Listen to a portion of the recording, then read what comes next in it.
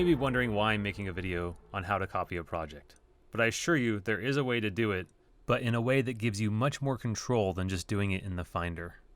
The first thing I want you to do is open up Archive Utility and go to the Preferences.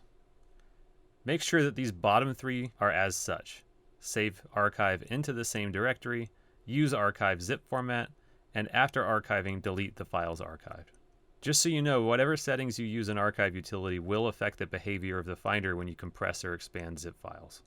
Okay, I'm about to go into some detail about how the script I use to back up works, but if you don't care about how it works, just skip to the section I've labeled on the play meter below so you don't have to listen to all this.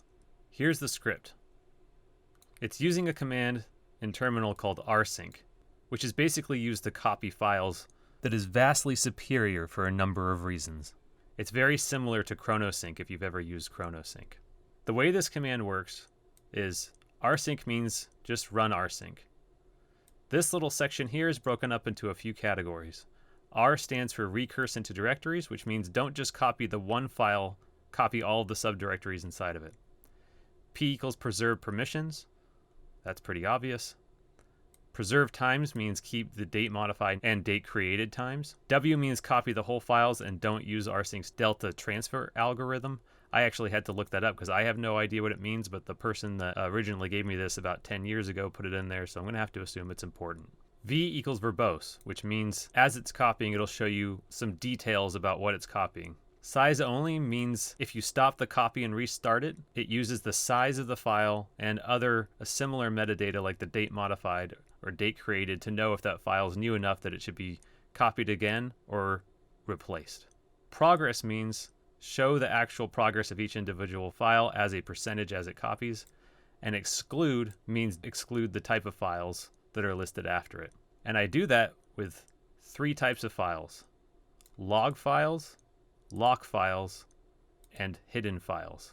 The reason I do log files is because usually in an Avid project, and I'll show you in my sample here, there are a ton of log files that get created when the user opens and closes a bin, and they have information in them about the user that last opened the bin.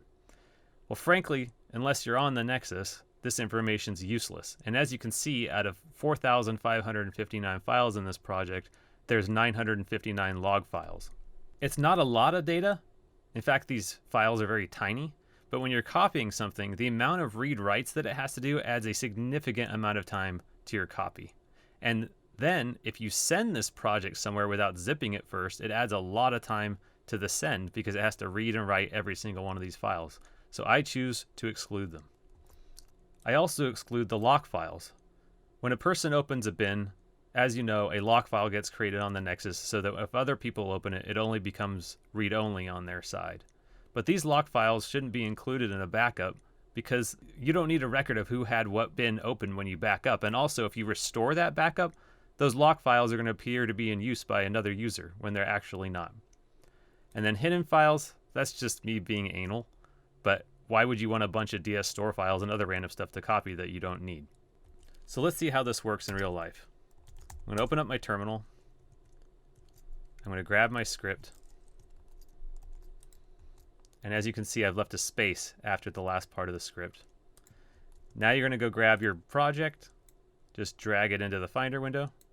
The first thing you drag in is your source. And you can drag in multiple sources. You could go to multiple partitions and multiple parts of your Finder. You can do an endless amount of sources if you want. The last thing you put in your script is your destination. And in this case, I'm just going to copy it to my desktop. So I'm going to drag my desktop into there. Then you just hit enter. And there it goes. Okay, that's done. Now we've got a copy on the desktop. You'll notice there's no log files in here. Last thing you have to do, drag it to your archive utility and let it zip. And when it's done zipping, it'll automatically delete the original folder, so you don't have to. Now again, why do I zip these?